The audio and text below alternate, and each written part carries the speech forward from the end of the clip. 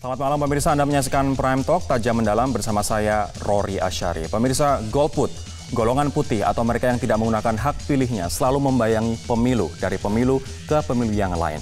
KPU pun khawatir bahwa tingginya golput akan mengurangi legitimasi dari pemilu. Di tengah target dari partisipasi pemilih untuk pemilu kali ini adalah 77,5%.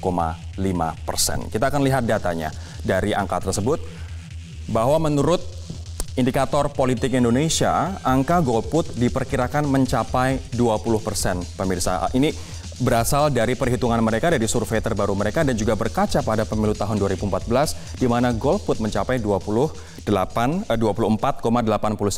Seharusnya 24,89%. Begitu. Nah, artinya pemilu 2019 dikarenakan calonnya sama, khususnya untuk calon presiden, diperkirakan tidak akan jauh dari angka tersebut dan bahkan cenderung akan meningkat.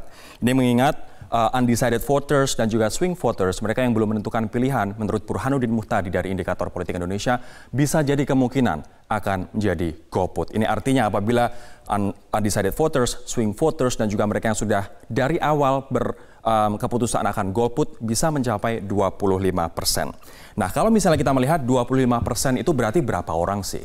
DPT kita telah ditentukan oleh KPU 192,8 juta pemilih. Ini artinya apabila 25% akan ada sekitar 48 juta orang yang tidak akan menggunakan hak pilihnya. Ini adalah jumlah yang sangat besar dalam pemilu kita. Kemudian kalau menurut LSI Denny JA, undecided voters dan juga swing voters apabila digabung bisa menjadi 37,5%.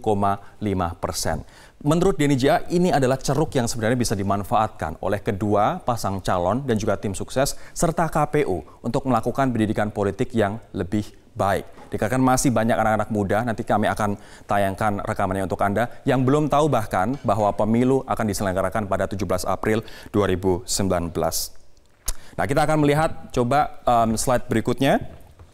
Selain faktor apatisme terkait dengan pemilu, pemirsa, bisa jadi dikarenakan calonnya yang sama antara pemilu 2014 hingga pemilu 2019, kemudian mereka yang termakan isu-isu hoax begitu atau muak dengan pemilu dikarenakan terlalu banyaknya isu hoax dan juga program dari kandidat yang belum kelihatan bahkan 3,5 bulan menjelang pemilihan atau pencoblosan. Ini selain apatisme juga mereka bisa dikatakan milenial tidak peduli. Ada faktor kenapa milenial bisa dikatakan tidak peduli dikarenakan tanggal 17 April nanti adalah hari pencoblosan, notabene adalah tanggal merah, tanggal libur. 2 hari kemudian, ini adalah hari Paskah, tanggal merah juga. Kamis putih, Jumat Agung, kemudian Sabtu Minggu adalah biasanya di mana-mana libur begitu. Notabene ini adalah long weekend, libur panjang. Apa yang dilakukan oleh milenial ketika long weekend? Jalan-jalan ke luar negeri atau liburan. Nah, ini yang juga perlu diantisipasi oleh KPU dan juga oleh kita semua bahwa pemilihan tanggal 17 April 2019 belum tentu akan mempengaruhi milenial untuk ikut berbondong-bondong ke TPS dikarenakan ada long weekend. Yang berarti mereka kemungkinan besar adalah melakukan liburan begitu keluar kota ataupun keluar negeri. Kami tadi sempat melakukan wawancara dengan 5 milenial di Jakarta terkait dengan apakah mereka sebenarnya paham dan juga tahu bahwa sebentar lagi kita akan ada pemilu di bulan April 2019. Kita simak pernyataan dari mereka. Kurang tahu. Berusaha buat nyari informasi nggak kapan? Iya sih. Kadang juga kan di Twitter suka lewat-lewat gitu kan, informasi sekalibat gitu. Tahu pilpres kapan nggak? Saya kurang tahu. Tapi mau berusaha buat milih pas pilpres? Iya, antara milih sih. Tahu pilpres kapan nggak, Mas? Belum tahu. Berusaha buat cari informasi nggak soal itu? Iya. Tahu pilpres kapan nggak? April 2019. Tanggalnya? Nggak tahu. Tahu pilpres kapan nggak? Tahu. 17 April 2019. Tahun 2019 ini pilpresnya gabung sama pileg, tahu nggak? Enggak. Kalau pilpresnya gabung sama pileg, tahu nggak? Enggak. Kalau untuk pileg sama pilpres sendiri tahun ini digabung, tahu nggak Mas? Belum tahu juga. Tahun ini pilpres gabung sama pileg, tahu nggak Mas informasinya? Pernah baca sih, tapi nggak tahu sampai terperincinya. Kalau untuk pilpres gabung sama pileg, tahu nggak ya? Tahu.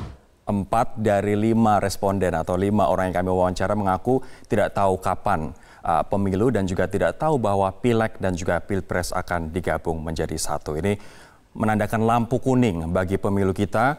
Kami mengundang para milenial ataupun Anda yang mungkin masih berjiwa milenial untuk bergabung bersama kami untuk menyuarakan aspirasi Anda, pendapat Anda di 3 kanal sosial media yang kami punya, di Twitter, Metro TV Newsroom, kemudian Facebook sama, dan juga Instagram dengan hashtag lampu kuning pemilih, hashtag Prime Talk.